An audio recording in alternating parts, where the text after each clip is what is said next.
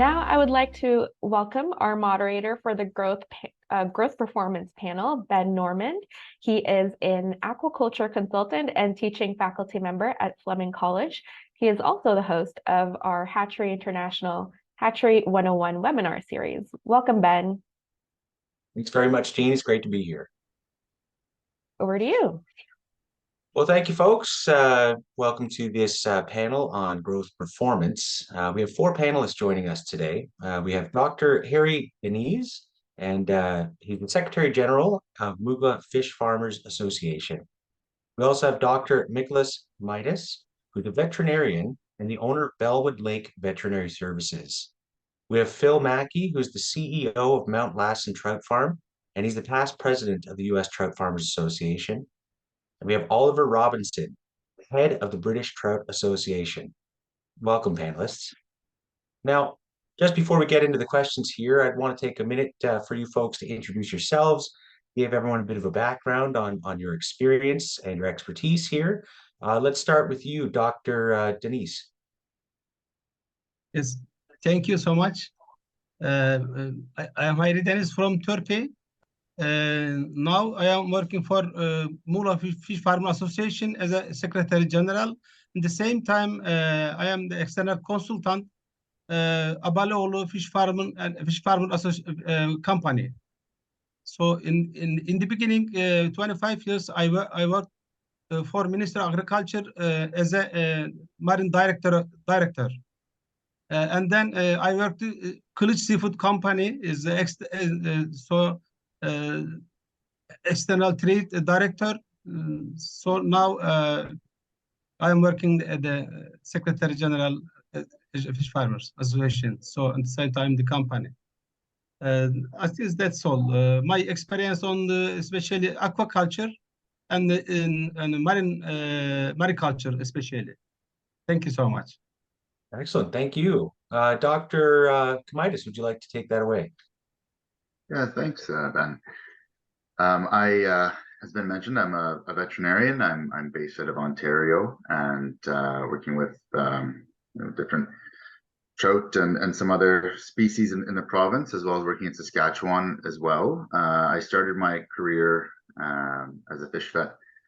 Once I graduated from vet college in Ontario in 2016, I moved out west to BC and worked for Marine Harvest for 3.5 years as their vet, and then later fish health manager, and came back to Ontario and have been doing this now. So yeah, really looking forward to the panel.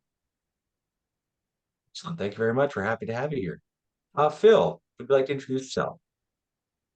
Yes, my name is Phil Mackey. I've been involved with aquaculture full-time for 52 years now, co-owner of a company here in Northern California, way Northern California. We have multiple sites located around the base of Mount Lassen that are all on mountain spring water. We provide trout to recreational fishing lakes throughout California into a unique urban fishing program.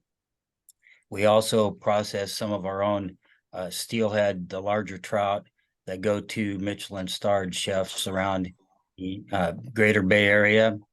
And we are currently involved in a reclamation project with U.S. Fish and Wildlife and California Department of Fish and Game with winter run Chinook salmon, which is an endangered species, as well as in a sturgeon caviar program right now. That's great. Thank you very much. And last but certainly not least, Oliver. Well, yeah, well, a good afternoon or evening or whatever it is, morning. I'm sort of joining in from very soggy UK, very wet, which is good news for fish farmers. I'm Oliver Robinson, CEO of the British Trout Association. It represents all the trout farmers in the UK, and that's hatcheries, restocking, and table trout farmers. I personally have been trout farming since 1977. And seen many changes in the industry, and I'm very excited to be involved with today, and thank you very much. Very happy to have you and all of you panelists indeed. So just a quick note to attendees before we get into the questions for the panelists here. If you have questions that you'd like them to answer, please use the Q&A function at the bottom of your screen, and we'll go to that in the last 10 minutes of our panel time here. So without further ado, let's get into it. What does good growth performance look like to you? And Phil, let's lead with you on this one. Well, I have to say that that's a very good question and quite a topic of debate. And I'm coming at this from a commercial outdoor production perspective. But in my humble opinion, good growth performance is an economic evaluation influenced by three primary indices, along with a bunch of other secondary considerations. And it really does come down to the question, how can I grow my trout in the most cost-effective manner, meeting a certain quality standard as dictated by market demands, while being a least cost per pound of gain producer? Again, in my opinion, there are three primary factors for consideration in this.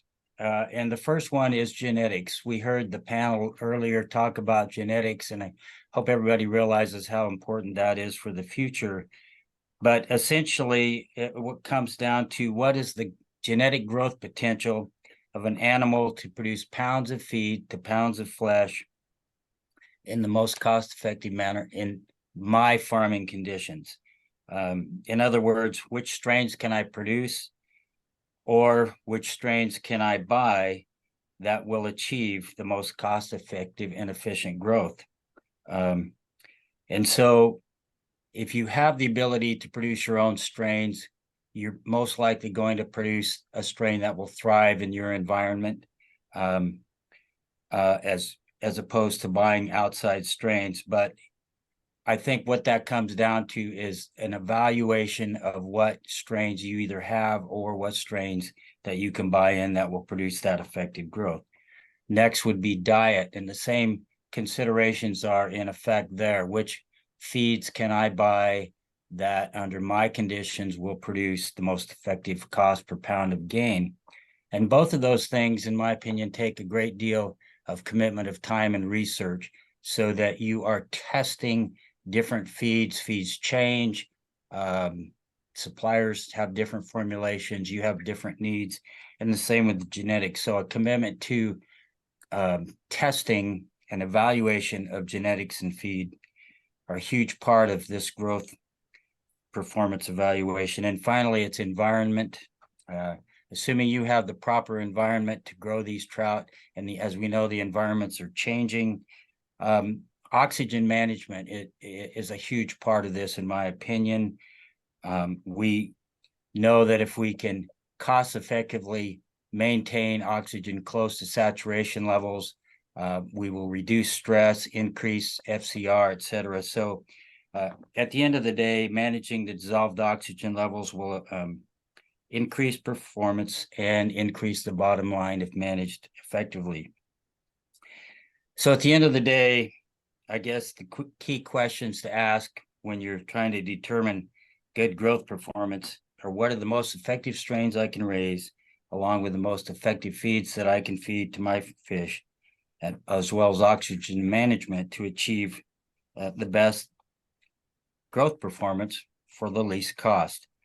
To me, good growth performance equates to the evaluation of several different indices that will lead to the economic consideration of what is the least cost per pound of gain based on a given level of quality to meet the current market demand.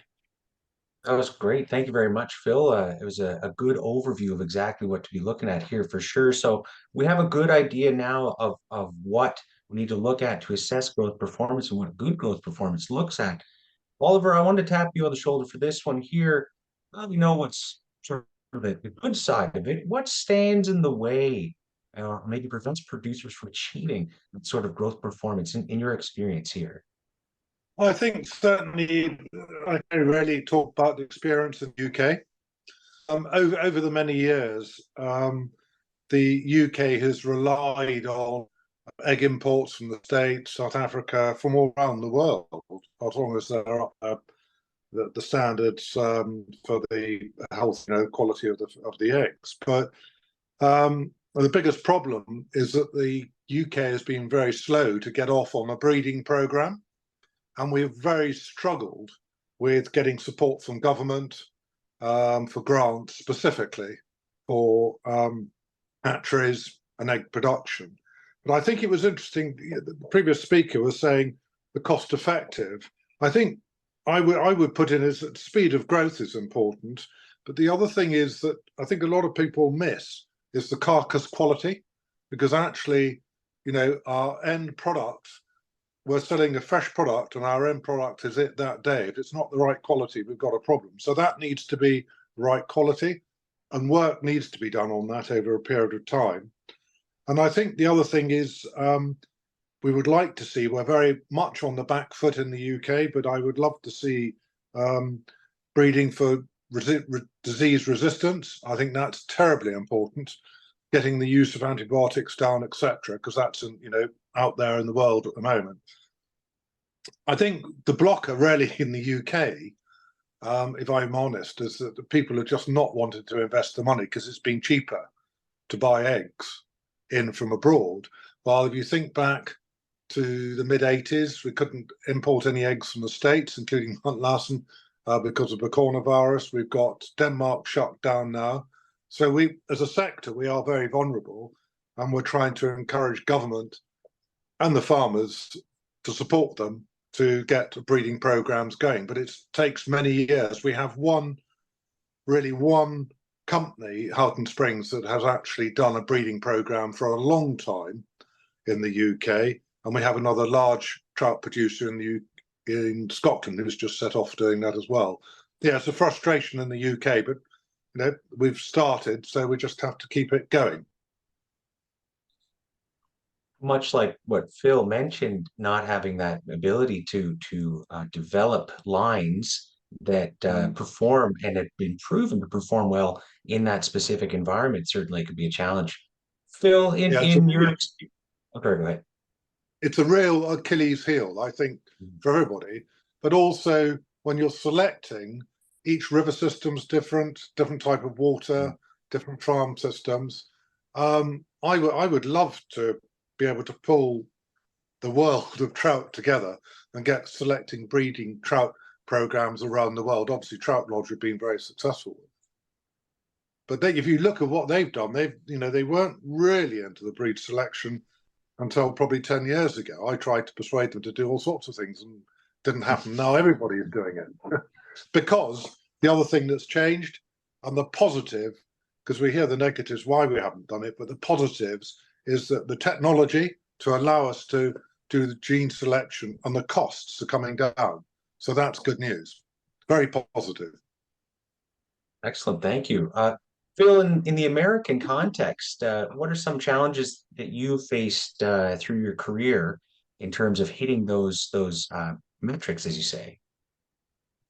Well, to begin with, producing rainbow trout eggs on a year-round basis was a huge improvement. Our company does produce rainbow trout eggs year-round. We produce female lines and female triploids for the markets that we serve.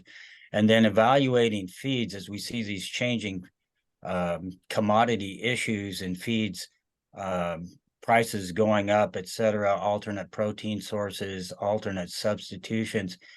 That's why I'm continually stressing the need to test feeds, to test your strains that you're either buying in, or in our case that we are producing. Just trying to stay on top of all these changing situations. And again, to me, being a commercial producer, it comes down to the economic side of the whole thing, being a least cost per pound of game producer with a given set of quality standards that will meet the market. Because as we know, market prices go up, market prices come down. If you are least cost per pound of game producer, you will survive those low times and make a higher level of profit in the good times. So it's really staying on top of analyzing what is going on and doing testing with feeds and strains to make sure you're doing the best you can economically. Hayri, I was hoping to get the Turkish perspective on this one as well. What stands in the way of producers achieving good growth performance in your neck of the woods? Yes. And the main problem is, the conflict in the other sectors, especially coastal sectors, such as tourism and marine transportation, urbanization, this kind of things. This is the main difficulties. But we are very lucky. We work together. We determined the new allocated zone for aquaculture, and we moved all the inshore installation to offshore sites. So everybody is happy now. We have the consensus. We know which area is the tourism area, which area is the for aquaculture, which area for protection. So everybody know. Nobody touch another other sectors. So now all the sector is happy. All sector is growing. For this reason, in the past, but we faced many difficulties, especially in the beginning years. We are producing sea bass and sea bream, and mainly is the Muğla and Bodrum and Izmir area. In cities, at the same time is the very important for tourism.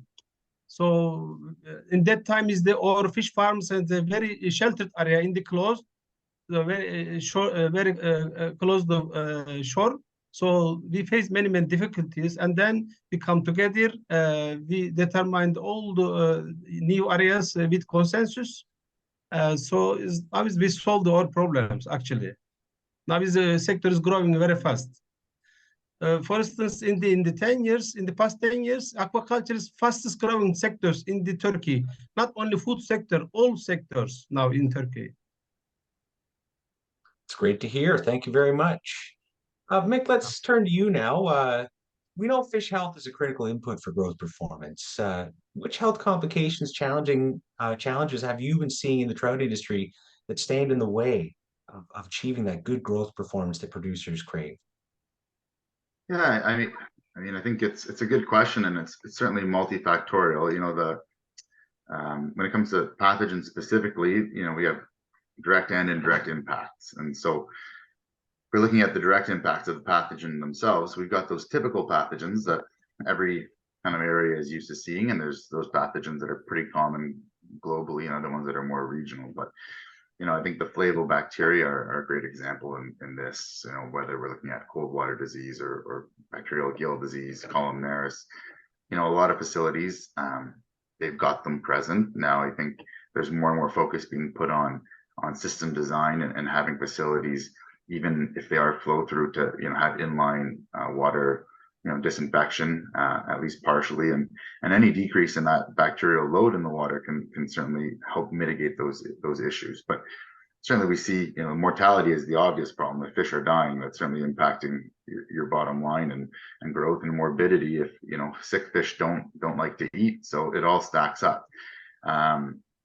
And those are the more typical ones that we may see it. But then there's the element of novel pathogens, or those kind of those unusual ones that pop up, and we've had that in Ontario here the last few years. I know other jurisdictions have had other issues, but specifically here with the pathogen like lactococcus, it was in the industry we hadn't seen it before, and it caused significant losses. And in those situations, it's tough to plan for that, obviously.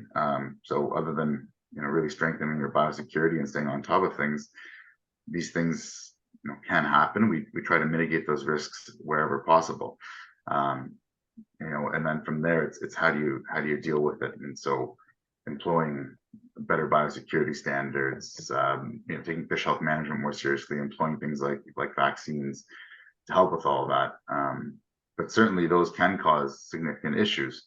And then back to the beginning, the other indirect impacts of pathogens are, there are those lost feed days, but then there's also, even from a treatment perspective, I think we shouldn't think of all treatments as benign either. When it comes to managing, let's say BGD, like bacterial gill disease or gill parasites, those bath treatments that we do, whether we're using formalin or chloramine T or peroxide, all of those do have an impact on gill health.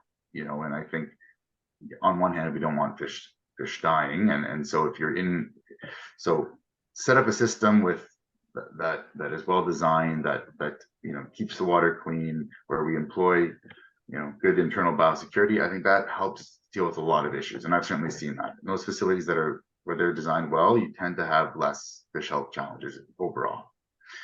But where that's not an option or not possible today, we certainly have to utilize treatments to mitigate those issues. But I think we need to fine tune that in a way where we do it only when we need to, and we try to minimize them where we can. Because I have seen, a lot of places where bath treatments are just a reality. There's chronic gill irritation. There's these sorts of issues, and I think it's hard to quantify the actual impact that has on growth. But of course, it will have an impact on growth, and so that's something to consider. And so it's not one or the other. I think it's drawing a balance there, knowing that we need to obviously optimize what we're doing where possible.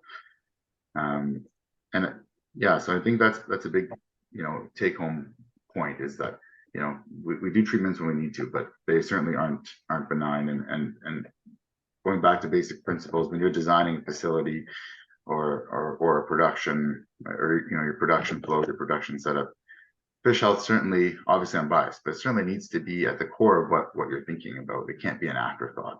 But yeah, and I think the other big thing to focus or to note is tracking growth itself, whether that's in the form of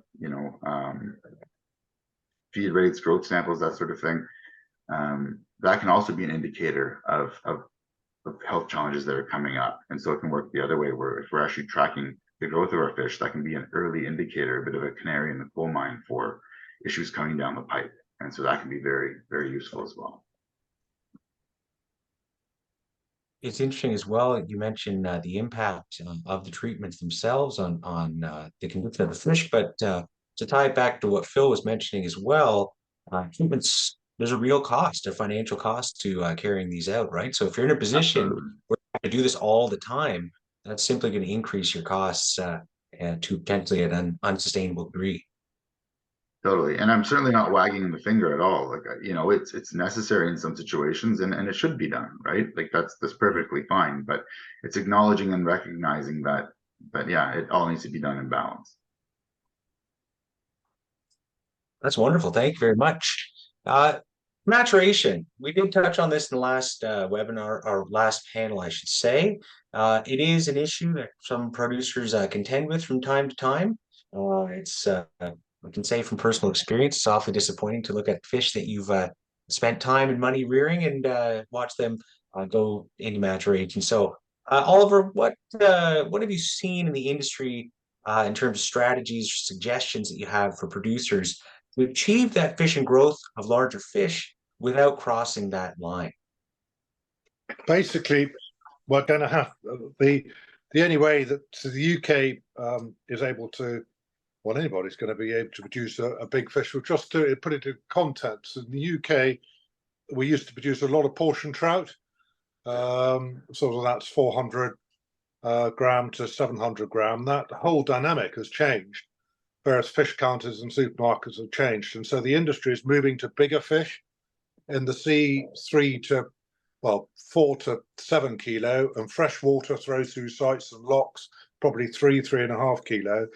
Everybody's going down the route of triploid fish, which overcomes all the problems of the maturity completely, and very successful with it. But it does potentially raise issues with that. Okay, it's not the juveniles that are, it's only the parents you're changing, but that could be a problem. And I was very keen to try and get the sector to look at late maturing fish, which is much more natural. We played around with that many years ago, but we could never get that reliably. So we all female fish are guaranteed to mature year 2. And so that's a very big problem now in the sector, because we've got a much longer growth cycle where everybody's using triploids, whether it's wrong or right. But unfortunately, that's the only way they've been able to do it in the UK at the moment. I think late maturing strain will be, that would be fantastic, because that would be a natural progression. But that's a very, very long-term strategy. It would have to be based on an excellent breeding program as well, certainly. Well, I know, but we need that. Absolutely, absolutely. Just turning back to breeding genetics, Phil, in your experience, you did touch on this in your introduction as well.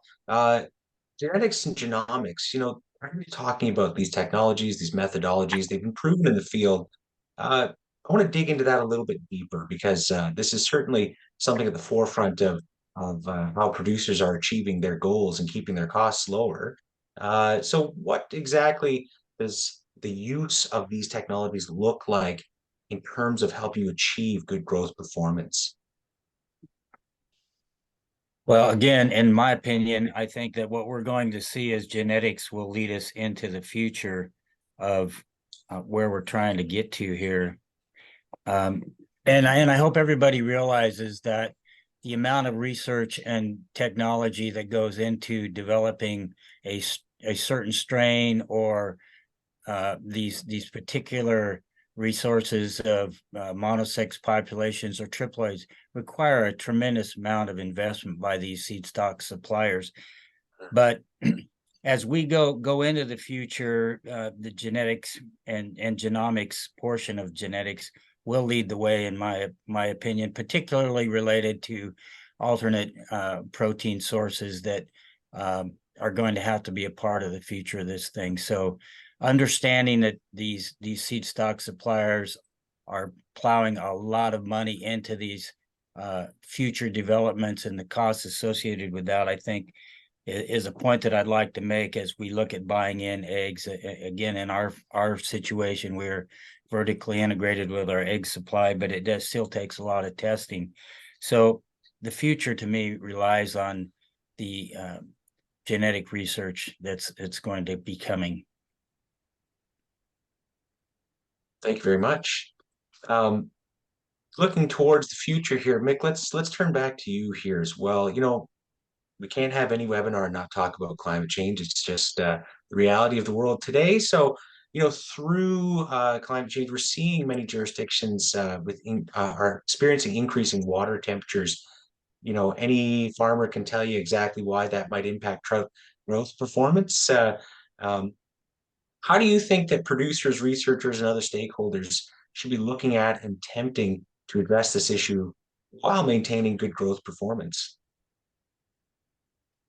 Yeah, and it's a big one to unpack, and I think obviously a lot of minds are going towards this and how to solve the issue. I think in a lot of situations it's going to depend on your individual operation from the producer standpoint. And if rising temperatures are currently a problem or that's something that you have been seeing, then obviously the clock is ticking more quickly than for some others. But bringing in technology that may help with that. And so, if we're talking about open net pens, if we can be using upwellers, things like that, to be trying to utilize some of that, let's say cooler water deeper down. I mean, that has its limitations, but that'd be a more perhaps quicker fix in those situations. But we need to start, thinking about other technologies as well. There's various semi-closed containment systems out there that, perhaps we need to really start considering more seriously certainly in some of these areas.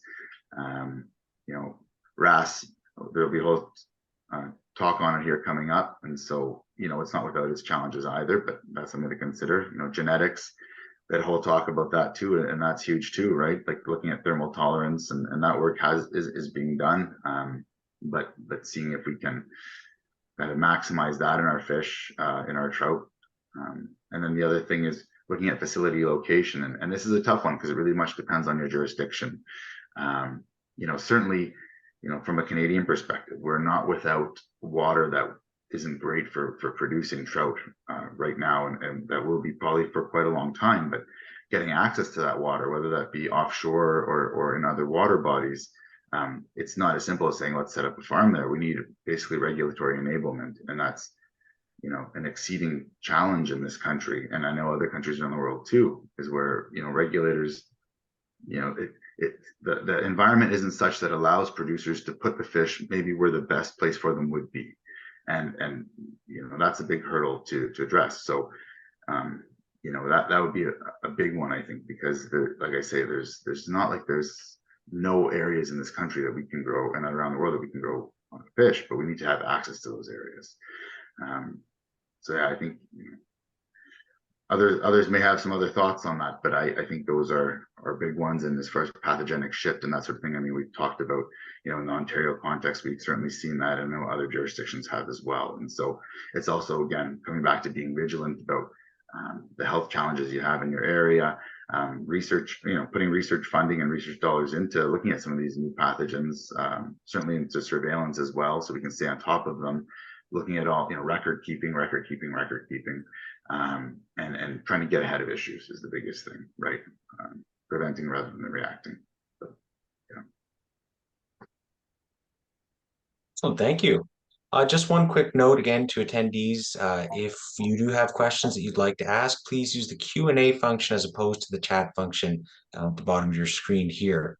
Now, Mickey, you touched on record keeping, and it's just of such paramount importance, and records are kept by the people who work on the farm. So, Oliver, I was hoping to ask you here, looking at the human element, in terms of actually operating the farm and having your staff do what they need to do to help you achieve that good growth performance, which aspects of training or staff activity do production managers really need to be keeping their eyes on as it relates to growth performance? Well, I would start. One is actually we could all have the best fish farms and best hatcheries, brood stock in the world, but if you haven't got the right staff and good husbandrymen, so that is going to be a major issue. So actually, in a livestock business, the staff are a real key, and that in itself is a challenge, because I think certainly in the UK we do have a problem of encouraging young entrants into the sector, practical working people. So what do we actually need to get them to concentrate? Well, the first thing is understanding the fish. You can have all the paperwork, you can have all the computers, but actually understanding the fish, going out with a bucket when they're feeding them, how the fish are responding, what they're looking like. And if you do that every day, actually you'll pick up problems before they even start. That's a really important bit, because you're on top of any potential disease or challenges that fish may be suffering. And if you're doing that, they can go back, look at oxygen levels, flow rates, etc., etc. The things that we all do and have done all our lives is getting the staff to understand that and do that consistently every single day. It's repeating that all the time. The other side to it really is getting the staff into an environment, again, when they have the opportunity to think ahead, put ideas forward, and get the opportunity to try new things. That's really important. Doing the same things day in, day out on a table farm, fine, because that's a constant production unit. But with that, you've got to try novel and future ideas and be brave to do it. I think that's really important. And that in itself encourages people, inertia itself, to encourage people to develop their mindset, their skills in other ways that can benefit the fish health. So I think the fish health is, and the environment is, well, the environment is the most paramount thing, because actually that's the media the fish are in. So being able to concentrate on that. I think getting government support for all of us around the world, getting young people involved in aquaculture, in trout farming, giving them a really good and showing them as a really good future with housing, looking after them, and a really good stepping stone so that eventually they can turn up having their own farms or be managers or whatever it may be. That's important. And that comes down from the top, from the CEOs to the owners who do that. And I know some of the people on the call here are incredibly successful with what they've done with their staff as well. So that, I think, is the most important thing. And also keeping a record of what's happening, water temperatures, oxygen levels, anything with the fish that's happening, any mortalities, anything that you're coming in or going out of the unit, you must keep very, very clear and very precise records, because that allows you to look back and collect data. That's really important, getting data back from the farms. And I think the other side to it is having people who are really well trained in the fish health. Get the vets in there. Some of the food companies do that. So health courses, And when you get young people, give them a task to do. If they've got, go around the farms with some plates, take some kidney samples, making sure there's no bacterial loading or gill problems, etc. Give the new people things to do. And also, again, the other thing is getting support from government for aquaculture hubs and training centres. That's really important, because without that, we have no future. That's the problem. So yes, encouraging young people. One of the things we are really struggling with is getting young people into the sector. It is. It's very important to get people excited about the industry so that they, like you say, see a future in the industry for sure. Would anybody else like to add anything to that? Turning now, Hayri, let's ask you this one here. So Oliver mentioned the need for industry to work together and to be operating in a friendly regulatory environment. And it sounds a bit like that's what's allowed the industry in Turkey to progress, to be, as you say, the fastest growing sector. How have you seen producers working together in your context to increase everyone's performance, to allow that industry to grow and producers to be successful? Yes, there is one saying in Turkey: strength comes from unity. In Turkey, there is one national aquaculture producers association. This is the representing Turkey. We are also a member of the FEAP. So under this central union, 22 local producers union. The unions work together all issues, from planning the production, from production to fight against the disease and RD studies and achieve the maximum growth performance. Really, this is very important. For instance, we are coming together to ministry. We are participating in the decision making and procedure. So we are getting and involving them in the new legislation. So putting in force together. For instance, we are very good. I mean, the environmental criteria is we have the ASA allocated zone for aquaculture. We have the deep distance versus minimum distance from the coast should be 0.6 sea miles minimum, and deep also 30 meters minimum deep should be, and the current is 0.1 second meters. So all the inshore installations now is in the offshore. Our government also supporting a lot to aquaculture, the technical point of view and financially, and also legislative issue. We have the unique DG for fisheries and aquaculture, and we are managing together all that, and the associations and the ministry and NGOs. We are doing everything together. So this is the key issues for success, I think. Very good. Thank you very much. The future sounds bright in Turkey. Phil, what gets you excited when you think about the future of trout growth in America? I think that's a very, very interesting question, and one that, as I think about that, I'm coming at it from the commercial perspective once again, and I think primarily it's an alternate option to salmon from a consumer standpoint, and we're seeing this more and more in the marketplace. As you know, salmon's just on just about every menu everywhere, and there is, from what has been explained to me, a distinct difference with the muscle structure of a trout, particularly a large trout versus a salmon, in that the fat levels are permeated throughout the muscle structure of a large trout, whereas it has a tendency to layer up in a salmon. And having discussed this with an old guy that smoked fish in Sweden probably 30 years ago. He mentioned to me he'd rather smoke a large trout than a large salmon for that particular reason. So I think from a consumer standpoint, those differences make the future of trout farming look bright to me. Excellent. Thank you very much. I can certainly attest to the deliciousness of a smoked trout, that's for sure.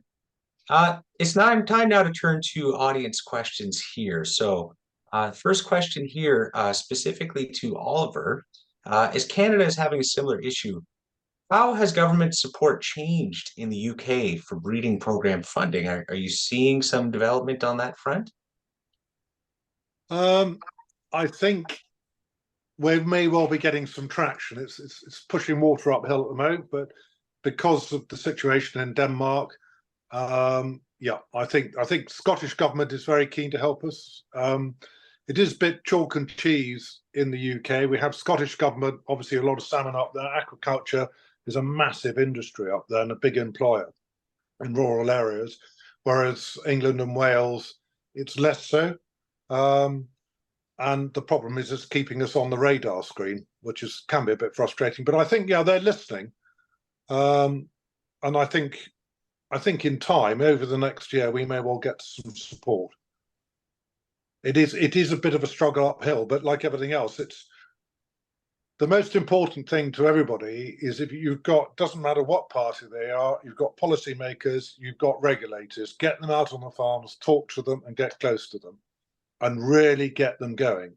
That's the important thing, because you get a lot of policymakers now that are quite young people coming in and have never been on a fish farm in their life. And therefore, if you're talking about a breeding program, they don't understand it. But the only way of doing that, they're decent people. The only way is get them on the farms, talk to them and spend time with them and get their interest. Thank you very much. Second part to that question too, have there been any initiatives from researchers or industry partners done to advocate for selected breeding programs that were successful in garnering funding? In the UK? Yes, yeah. No, there's only been one. We've had one. I know. I can see the reaction. We've had one company that we got DEFRA funding with many years ago, Hans Hoff at Howden Springs. Sadly, Hans passed away about 5-6 weeks ago. But, you know, the strain is there. That is the only genetically strained and pick-tagged hatchery in the UK. Mm. So we've relied on very good imports, you know, from the States and from Denmark, particularly from the States, been very good. But it does concern me tremendously. We've got to get around that problem. Mm-hmm. Very good. Thank you very much. The next question here, as an egg seller and fish producer, where does the future need to focus specifically in regards to interactions between the diet, stress, endemic pathogens, and management practices? So I think specifically they're looking for advice as an egg seller to help maybe support that future growth performance. What can they do to start going in the right direction from step one? And Mick, you might be a good one to start on this one. Yeah, I'll certainly let others chime in on some of the other elements of this, because they'll certainly be you know, have a deeper knowledge on that. But certainly as far as you know, looking at endemic pathogens and that sort of thing, I mean, I think you know, as part of routine practice, doing testing of your brood stock, pre-shipment screening, and understanding what's in your population, right? Like closing populations where possible, and if not, then employing proper quarantine techniques, that sort of thing. Because, you know, I've seen a number of cases where, you know, pathogens pop up at a facility, and, you know, the question becomes, well, where did the issue come from? It must have come in from the eggs, and you know, I mean, it's a complex question which I won't unpack here, but basically to do your own due diligence and to make sure you have a quality product, you know, I think that's certainly very important. But I'll turn it over to the others, because I think they'll have plenty to contribute as well. Sorry, Ben. Phil or Oliver, would you like to chime in on that one? Okay, very good. Thank you. We also have another question here as well, and specifically addressed to Oliver, but I think Phil, you might have something to add here also. Have we seen some good ways introduce flesh quality through diet and feed formulation? Yeah, we have tremendously. There's done a lot of work in the UK on that, and yes, it's onward going. It has a huge impact. I mean, what you put into a fish, you get back. So your EPA, EDA, omega levels, etc., etc. And a lot of work needs to be done on that, because if you can get the quality right, and Phil was talking about the quality and perhaps the texture versus salmon, and we mustn't trash salmon. You know, there's a good product. We're not there to make bad news at all, but trout is definitely superior. You talk to all the chefs and everybody else who use it and smoke it and eat it as well, cook large fillets, etc. And they really like the consistency of it. And that, I think, a lot of that is because trout is probably grown and probably not grown as fast as salmon. And you're on a different diet, less oily diets, etc. Yeah, there's a lot of work to be done on that, indeed. And that's sort of a big challenge for food in the future. And ingredients, our basket of ingredients is really important to be able to keep the EPA, DHA, omega-3 levels correct for our end user, and also keeping that flesh firmness, and just also the conformity of the fish and how it looks as well, the shape of it. That's really important. Phil, have you noticed through the years any sort of impact via diet or ability to sort of tailor or improve flesh quality through various diet formulations? Well, absolutely. I would say that the improvement in diet has impacted all aspects of the flesh quality, etc. And I agree with so much of what Oliver just said regarding that. And again, I think the future will lie in diet improvement as well as genetics. But I think one thing we need to touch on a little bit more here too is just simply stress management. Mick had talked about biosecurity. Where do these pathogens come from?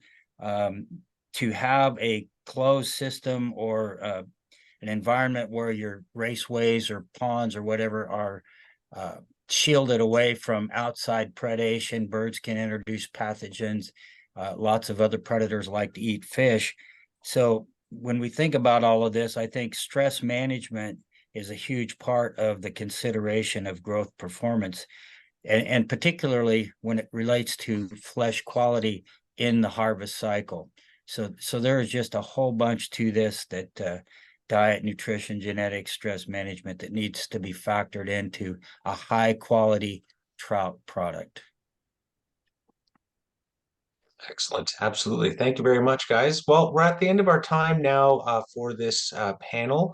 I want to say thank you very much again to our panelists. It's been great chatting with you today. And I think all of the attendees have gained a lot from hearing what you had to say. So at this time, I'd invite you to turn your cameras off. To all attendees here, it's time for our second break. So stretch your legs, grab yourself a drink of water, and in 10 minutes, we will be coming back with our final panel on RAS technology, which is moderated by David Kuhn. Thank you very much.